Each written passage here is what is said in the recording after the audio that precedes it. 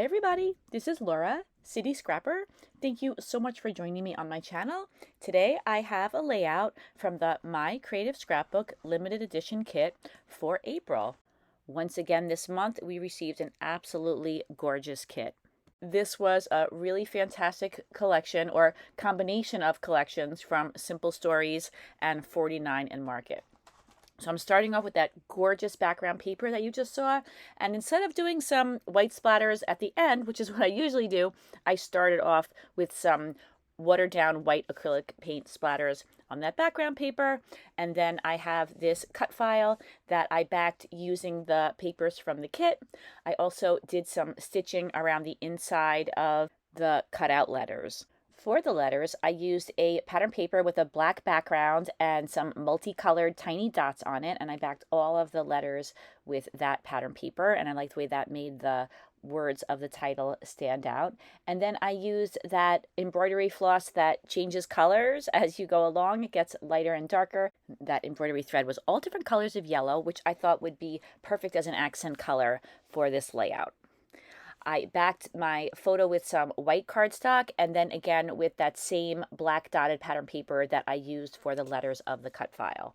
I didn't film the backing of the cut file just because I do that in so many layouts and it's pretty time consuming, but if you're interested in how I go about backing a cut file, I usually use the same procedure each time, and I will link to a video that has that whole process included in the description box. The background paper is from 49 and Market. It had a branding strip on it that I thought was absolutely beautiful, so I decided to include that at the bottom of my layout. I also used that same black dotted paper and I punched a border using a Fiskars scalloped border punch. I put some ATG adhesive on the branding strip, I attached it over the scallop, and then I put it in place on the page. We received 2 packs of beautiful die cuts in this kit. The ones that I'm using right now are from the Floral Bits pack. I wanted to see how florals and branches would look tucked around the outside of this die cut, so that's what I'm trying out right now. Although I use the same method to back my cut files most of the time, not always, for this layout I tried something a little bit different. Every once in a while I'll find that I'll back a cut file and the pattern papers look fine, but the cut file itself, the white outline, sometimes doesn't look super fresh after I've worked with liquid glue for a while, and I don't like the way that that looks, so I cut out a cut file, again, the same cut file, and I just glued it on top of the one that was already there. I was very careful to make sure that the cut files were lined up, and I think that it worked out really well. I love the way this layout is so bright and cheery, and I didn't want the whites to be looking dingy. So I'm glad to know that I have a strategy just in case I'm ever unhappy with the way the cut file looks. I added some butterflies to the layout, and I kept switching the placement of the butterflies. I'm trying to put the butterflies in places where there isn't a lot of that color in that place on the layout. And I'm actually going to change that pink butterfly that's on top of the pink flower on the right because I just thought there was a little bit too much pink in that area. I added some photo corners to the 2 visible corners on the photo. I decided after going back and forth a little bit on putting a blue photo corner on the right and a green one on the left. And then between those 2 photo corners, I'm putting a little sentiment that says, "Believe in yourself." I think that's a great sentiment. I think that we all have to remember that all the time. And I think that it's a perfect color to include in that part of the layout. I'm going to take each of the butterflies and trim off just a little bit of the white border. There's a white border on the cut file. There are white borders on a lot of the embellishments that are on the page from that Floral Bits pack. But the butterflies, I just felt needed a little bit less of the border. I'm not sure if I can explain exactly why. Maybe because they're butterflies and they're supposed to be light and airy. I can't really explain why I felt that way, but I liked the way it looked when I cut the border back on the butterflies just a little bit. This is when I switched out that pink butterfly for a green butterfly, just to balance the colors out on the page a little bit more. I'm going to pop each of the butterflies up on some foam. I don't pop up the whole butterfly on this page. I just add a little bit of foam to the backs of just their wings and put a little adhesive on both the foam and on the center of the butterfly, and then that makes the wings pop up a little bit from the rest of the butterfly when you press on the center. And I have 3 larger butterflies, but I also have this tinier yellow butterfly in the letter O, and it just seemed to fit really nicely there, so I included that one as well. Now I'm going back and I'm putting just a little bit more splattered white paint on the background. There were a few spots that I thought needed a little bit more white splatters, especially those indentations between the leaves. So in some cases I did a little bit of splattering, and in other cases I just went ahead and dabbed on the paint to create some dots. For this layout, I didn't want the splatters to go onto the cut file. I knew that a couple of white splatters might end up there, but I wanted to just get the background and some of the embellishments just lightly splattered. I was looking for more of a clean look on this page, but of course I can't resist going in there and just adding a couple of little white splatters. But I tried to make the splatters very small, and I was not heavy-handed. I didn't continue adding them for too long. And I did take the time to cover up my photo because I never want to get splatters. And luckily, even though I didn't have the whole photo covered up, the splatters stayed off of the photo. There was a little spot to the left of the photo. It needed a little something. So I relocated a flower bud and put it right there. And then I took one of the flowers that was on the right-hand side of the photo off of the page.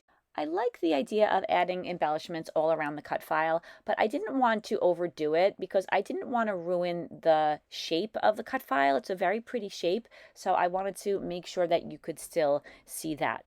I wanted to be particularly careful of that on the bottom of the cut file where you have some beautiful negative space and the cut file kind of flows off to the right. So I tried to be careful of that and not overdo it, especially at that bottom part.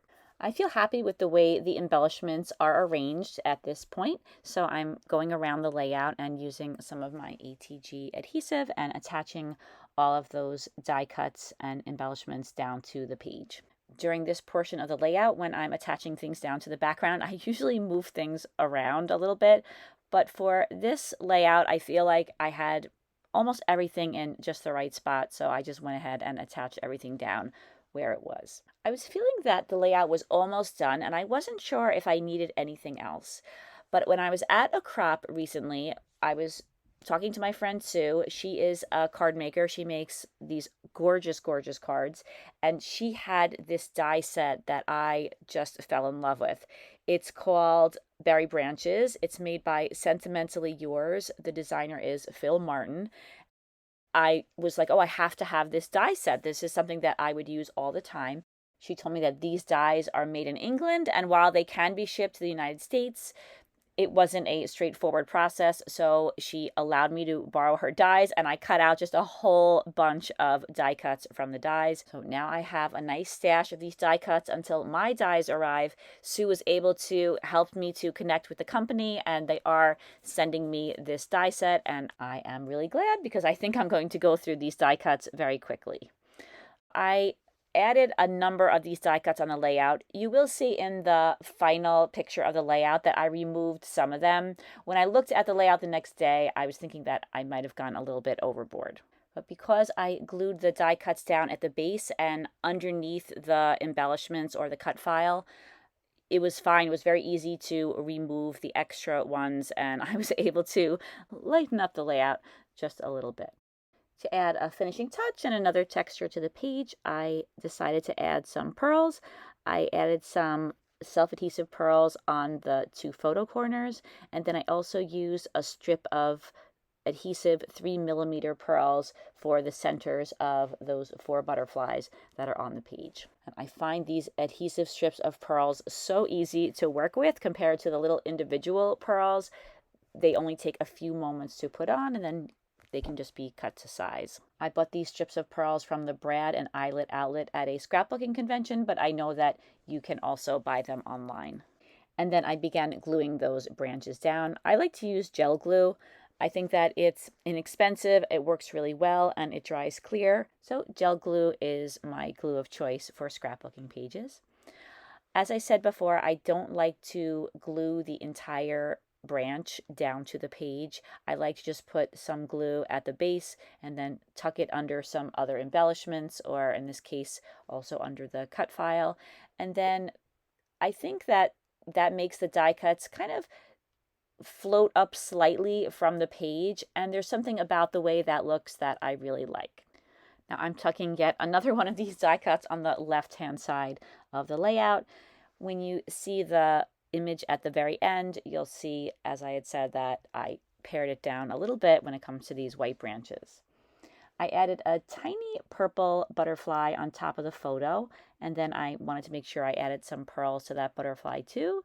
That is the last touch on this layout, and here are some close-ups.